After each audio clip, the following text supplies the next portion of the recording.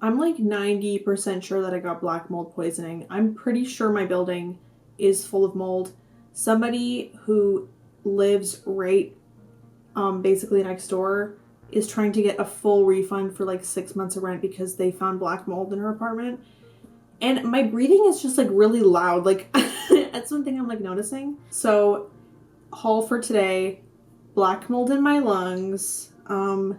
This is a Pepsi Lime. I recently got Pepsi in like instead of Diet Coke, and I was like, this is incredible. And I think just my taste buds were used to the Diet Coke, to be fair. But this kind of tastes like chemicals a little. Like, I don't know if I love it that much. I want to talk about my top 4 on Letterboxd, and I want to talk about all the media that I watched this week. There's other stuff going on too, but I do want to say me and Shane's podcast is not canceled. We are going to start doing it again. He's just never been so busy with school in his entire life, and it's actually, he does it all day. And we have a lot on the go right now that we're working on, like in our personal lives. Like we're trying to do some huge kind of things personally. One of them might include moving away. So there's just a lot going on. It's really stressful, and you'll see what's happening, but it's a lot. So we are going to start doing it again. I think we're going to try and record one this week.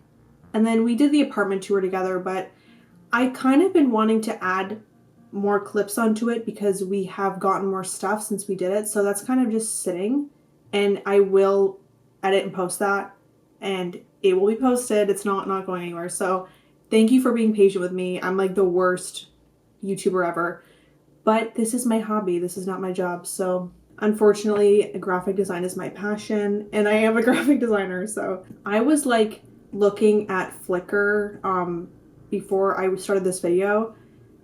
Sometimes I just go on people's Flickrs from like 2016 and just enjoy them, and they don't have like any followers, because what happens is like Pinterest will just put automatically photos from Flickr onto like Pinterest, and then I'll just find all these random people. But that's what I was doing. I'm just like looking at the beautiful, majestic sights. Okay, anyway, lately I've been extremely self-conscious about my top 4 on Letterboxd, because my top 4 used to be Donnie Darko, Mandy, Maxine, and oh my god, how do I remember this? I think it's still on there. Oh, and Death Proof. So that used to be my top 4, and I was very confident in that top 4. But I've just been feeling like I've been thinking this past month, and I'm like, what actually constitutes my top 4? Is it performative, or is it indicative of my true spirit? The reasons that those 4 were on my top 4 were because I feel like I loved them as movies in an extreme way. Like, I felt like they're not perfect movies, but I felt truly connected to them. I really liked most of the choices, and I would get really excited if they were playing near me, and I would immediately go see it. So that was the criteria that I had. Obviously, there's like an esoteric reason, unbeknownst to me, about why they were in my top 4. It's just something that you gotta feel in your heart. If you know, you know. But I was really thinking about it, and I was like, something happened when I rewatched Sharp Objects with Shane the other week. And I was thinking about how much I wanted to just start it over from the beginning and rewatch it again. And I could probably do that 5 or 6 more times before getting bored. And then I was really contemplating, what constitutes a top 4 if it's not something that you want to rewatch obsessively because you love it so much? Like, I get that way with some types of media.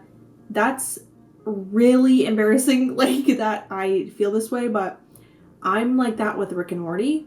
I rewatch that show constantly. Like, it just, like, I don't know how to explain it. I just really like the animation, and I really like the plot, and it's entertaining as fuck. So when I was rewatching Sharp Objects, I was like, I want to start this over from the beginning, and I want to just absorb every little detail of this universe, and I'm obsessed with all the choices, and like, I just think it's a masterpiece. And then I was like, why is that not in my top 4 then? And then I was thinking I need to reevaluate how performative my top 4 was, because previously I was thinking of my top 4 as what movies I want people to think that I like a lot. And it's not a lie, like I do like them a lot, but what is indicative of what I really rewatch constantly versus what I think people will think is cool. And so I had to change some shit around. My current top 4 as it stands, I don't know how many times I'm gonna say top 4. Okay, number 1 is Death Proof. These are not really in order. I have Death Proof, Donnie Darko, Climax, and Sharp Objects. Why Sharp Objects is on Letterboxd when it's a series, I'm not going to ask questions. I think I want to defend each of my choices and why they're my choices.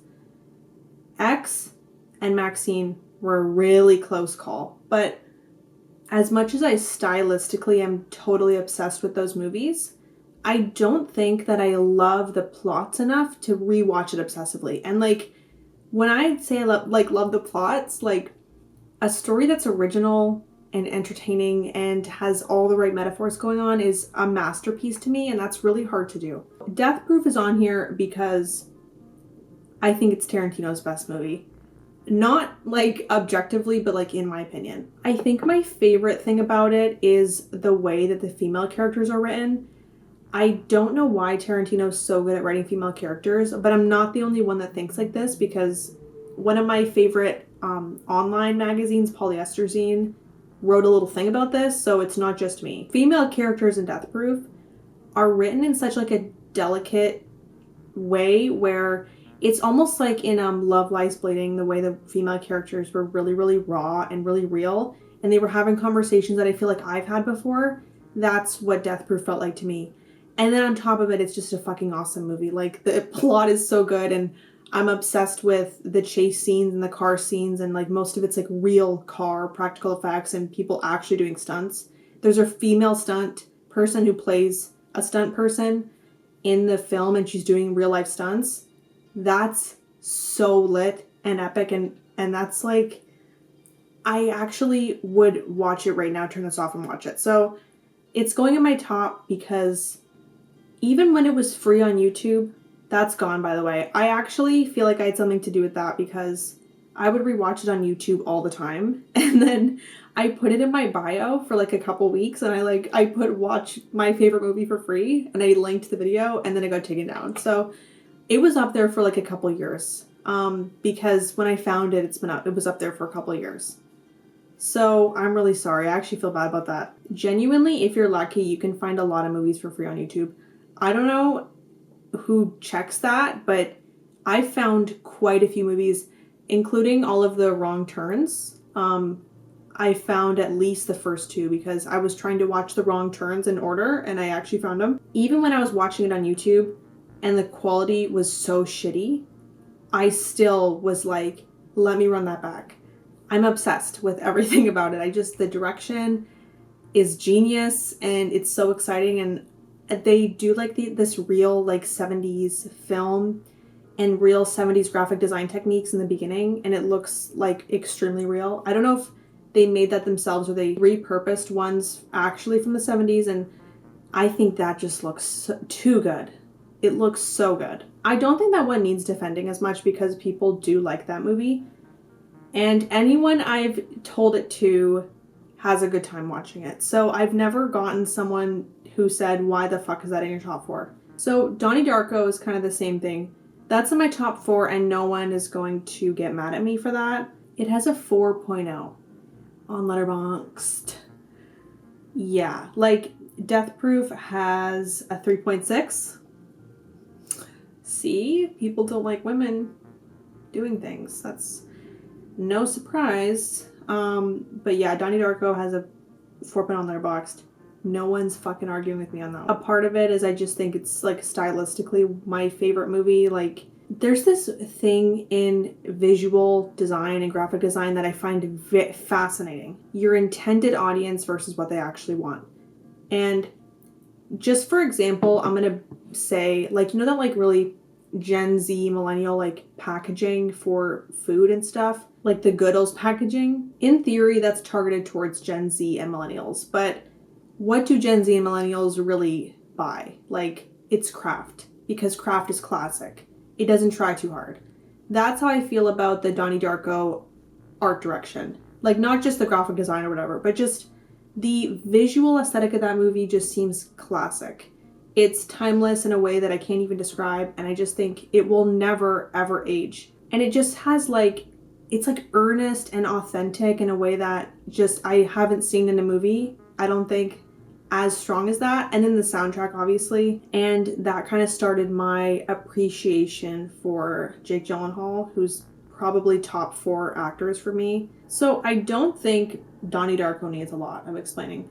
I also just think the story is really unique. And again, I don't know what reason I have for wanting to rewatch these movies over and over again. I just think it's like something that feels very comfortable. So my third is Climax, and this is a Gaspar Noé film. Controversial director. I don't think I can in my right conscience recommend his other films. I just think they're so intense. Even though, like, despite the arguments that you could totally make for Irreversible being way too disturbing, I actually think that it has more to do with an examination of maternal versus like toxic masculinity love. You know, like it starts off with a pregnant woman and she's like excited to be pregnant, and then it ends at a Smirks club where people are beating each other to death. And it's kind of an interesting way to view the spectrum of love, and I think he paints women in a really good light in that movie.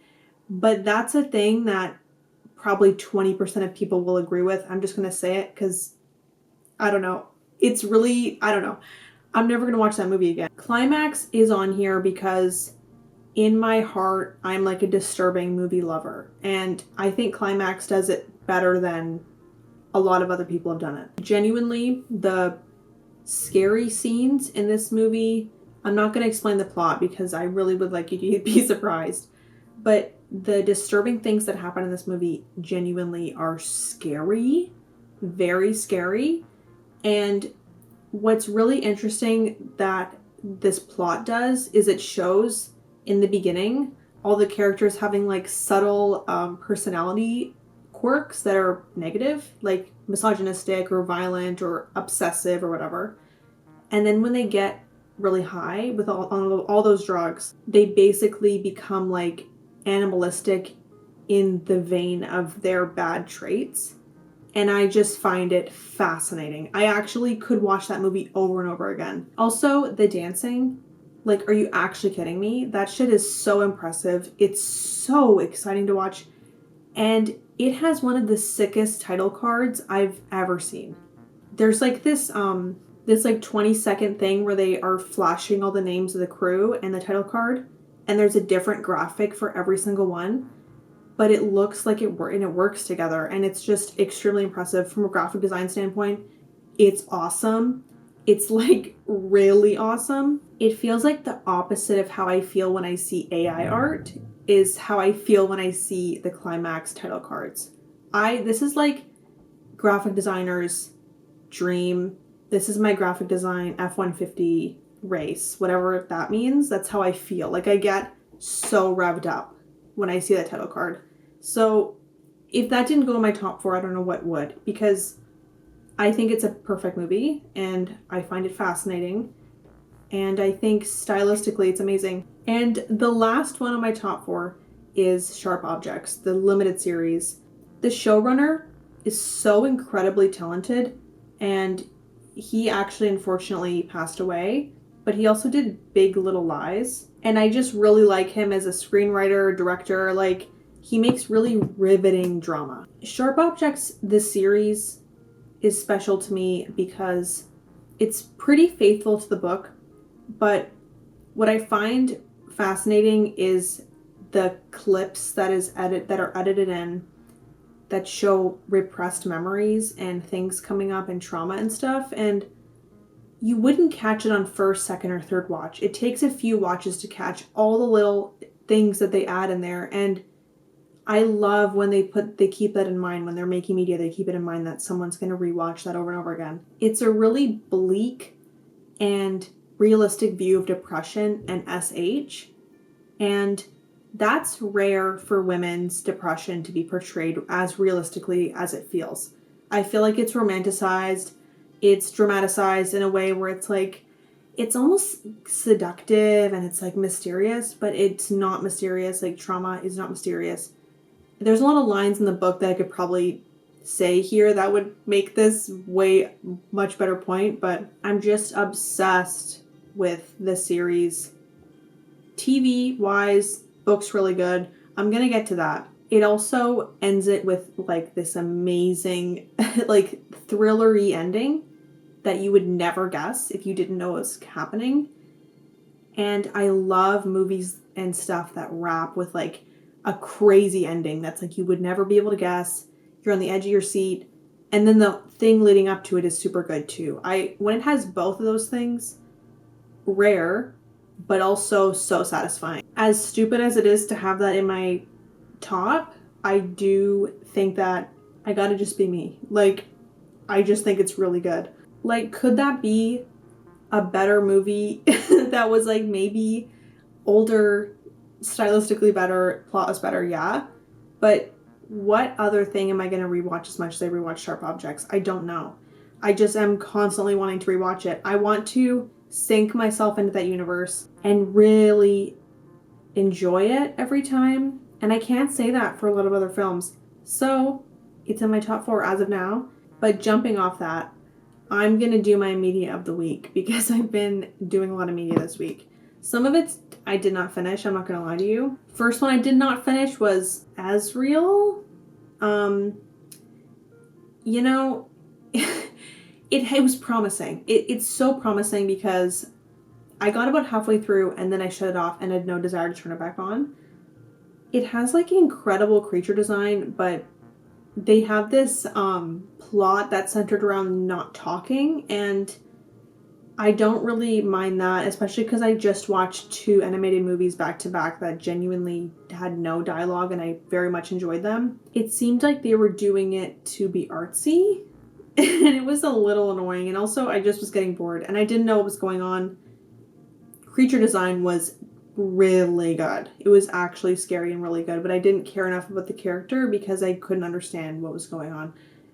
Like, yeah, I should have picked up some context clues, but there was like, I didn't know if it was a cult or if it was supernatural or if it was a zombie.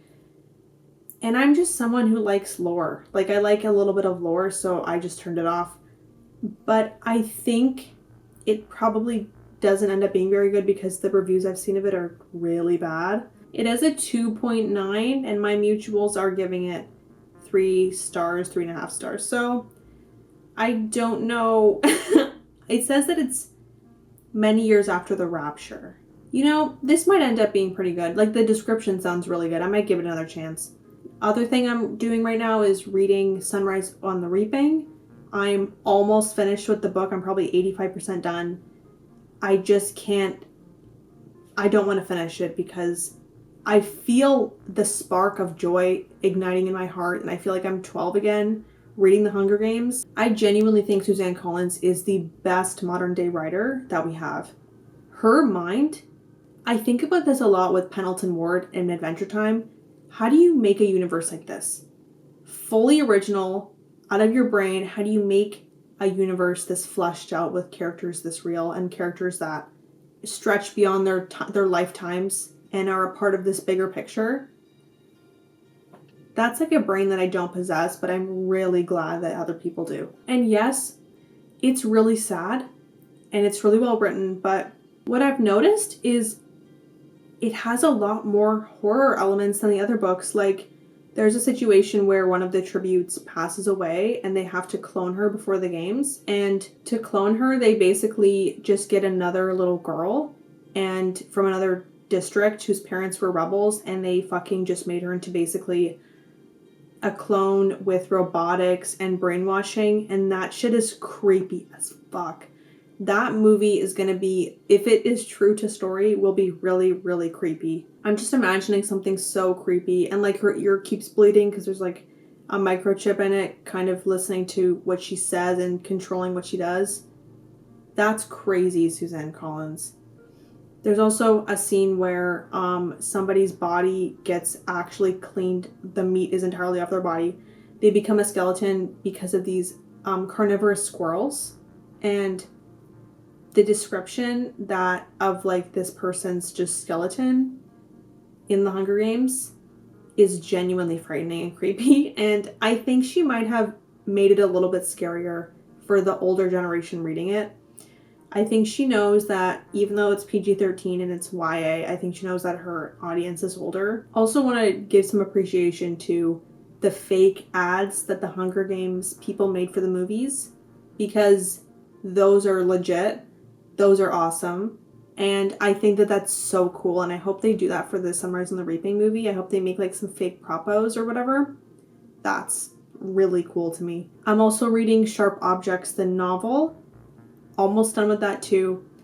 I'm finding that the Sharp Objects novel is more fun to read for me because it's so full of like that interpersonal drama shit, and like she's so perceptive to people, like from the point of view of the main character.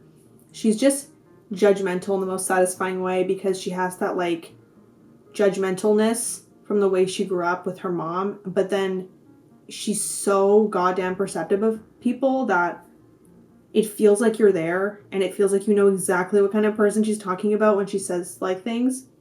And that's not even including all the scary shit in that book. So it's just everything I love about a story, because it has like interpersonal shit and then it's scary and it has a really good social commentary. I think the series unfortunately doesn't include a lot of like the race and class commentary of the book. And I understand why not, I guess, because it is really maybe hard to show because she's thinking all these things and she's like thinking about all this horrible shit that's going on, and it would be hard to actually show in a limited series, kind of like how it was hard to show that Coriolanus Snow was evil because they were just showing him walking around. So like I get it, but I actually recommend you watch the series, and if you are interested in that at all, then read the book, because the book kind of shows you the spoiler of what happens midway, and then the series doesn't tell you till the very end. Weird moment where I'm actually suggesting that you watch the series first. I could honestly talk about my analysis of the themes all fucking day, like the theme of man versus nature in terms of motherhood and how that ties into like her mother being the way she is, and then the slaughterhouse, like basically taking advantage of the animals in the slaughterhouse, those mothers. That's just one little piece of the pie. Genuinely so good. I'm actually mad that I didn't watch it or read it until now. I also watched May from 2002, which is notoriously like everyone's favorite movie, and I haven't heard of it. So good. And it was on like a lot of like lists of people that I am friends with, and I'm like, okay, what the fuck's going on? Why do I not watch this yet? I will say it's a bit campy, like, but in the best way, because it doesn't shy away from like making fun of our social norms. It has just the right amount of campiness to the horror that I think is satisfying. I gotta say, one of my favorite scenes is there's this scene where this character Ambrosia is, you know, spoiler alert, honestly, it's fine. Like, you know she's gonna get killed from the minute you see her because the way she looks. But like, she's a gay icon, and she's wearing this like really cute pinstripe skirt and like little crop top and these really adorable go-go boots and pigtails. And she gets killed, but she gets killed while she's drinking milk right from the fridge in the gallon thing. And the blood and the milk splash at the same time and swirl on this like tile floor. And when I saw that, I like went onto my letterboxd and I gave it 5 stars before I even finished it. Honestly, just watch it. You're not going to be disappointed, and the gore is very good, and it's better if you don't know anything. I do love the symbolism of like doll parts and like fitting in, and the 90s was full of that like grungy I don't fit in vibe, and it does fit nicely in that era. It doesn't feel cliche. It feels interesting. And the love interest, I think, is an awesome actor, and he's like in nothing. He's in Clueless, and that's pretty much it. I'm gonna eat my words if I'm wrong about that too, because people are definitely gonna tell me if I'm wrong. I also saw about half of The Rise of Jenny Penn, Um, listen, I'm not one to stop a movie because it's too disturbing, but when the old man he's obvious, okay, it's set in a nursing home. That shit's scary because it shows like the dehumanization of old people and the horrors of getting old. That's scary. It's effective and it's good. But there's a guy, the same guy who played the Trinity Killer in Dexter. He's like in this old person's home and he's a psychopath and he's there to abuse people. Like that's his favorite thing to do. He's an old guy doing elder abuse on other old guys. And he like pretends he is like the king of the old person's home. Really interesting concept, but it's so heavy in a way that is like it's gross. Like there's a lot of gross shit going on. But the part that I actually like don't know if I could have watched the rest was he like SAs another old guy by like he like comes up to the bed and he's like rubbing on his like whatever, his shaboings, and it's so disturbing because he's like, oh my god, I don't even know how the actors did that because honestly that should be like assault. But he's like, the old guy's like screaming for help and it's so fucking sad. It's like, I don't really want to see an old guy getting assaulted, to be honest. And I'm not one to turn off a movie because it's disturbing. Actually, the movie from the 1970s, The Amusement Park, about elder abuse, basically, and there's an old guy going through a lot of fucked up stuff. That's one of my favorite movies. It was in my top 25, but then I watched too many movies. I love too many, so it's not anymore. But I really liked that movie. But this one just felt a little bit too sad. It felt a little bit too weird. And he had this like doll puppet thing, but it was bugging me because the doll looked like it was from like the 2010s, like that plastic 2010s doll. And they should have used a doll from like maybe the 1950s because that would have been creepier, but also made more sense for the character. And I focus on stuff like that and it takes me out of the movie. I'm the worst movie goer ever because I'm so annoying about stuff like that. And that's all the horror that I watched this week. It's kind of a lot, actually. And like the books, I'm probably going to finish tomorrow or the next day, but I'm just dragging them out because when I don't have an audiobook to listen to when I'm cooking or a book to fall asleep to and I'm reading in the bed, I go crazy. I go crazy and I start going on a rampage. So I don't want that to end because then I'm just going to be alone with my thoughts or my YouTube. And YouTube's dry as a bone right now. There's nothing on here, especially because I make horror content and review content. I don't watch the YouTubers, reviewers, and shit that I used to because I don't want to subconsciously copy them because I will. Like, that's something that I would do. So I don't want to subconsciously do anything like that. So I don't watch any of the people I used to. That's what I wanted to chat about tonight. I'm just like going through a crisis with my top 4. I'm feeling like Letterboxd is becoming like the Olympics. Like who can write the most esoteric review. I'm feeling like people are just going to think it's AI. And that sucks. It's actually one of the things like that's been stopping me from writing as much because I'm like, everyone's just going to fucking think it's AI. Because AI is good at writing now. And so I haven't really been inspired to like be writing some shit on Letterboxd, some long stuff or some Medium articles. And I think AI is just like ruining my fucking life. One thing that I do like about AI though is when I send an email, I'll send it to AI and say, do I sound like annoying? Do I sound like I'm normal? And it will tell me yes or no. And genuinely that's helpful because I used to get Shane to come in here and read my emails before I sent them because I'm worried I attach my nudes. Like literally I double triple check. I didn't say F your mom and then I attach my nudes. I don't have any nudes that exist, but like I took them in my sleep and I uploaded them. Same thing with running social media accounts because I run a social media account for one of my clients. Like I just make some graphics for them and nothing is scarier than posting off of my devices on their social media. What if I posted my nude? What if I went on live and I was talking shit about my boss? Like, that's not cool. And those are the things that I worry about. I don't think that's OCD, but I think that's like definitely something. Or maybe that's normal. I don't know. But thank you for watching and I hope you have a great night. and peace and love.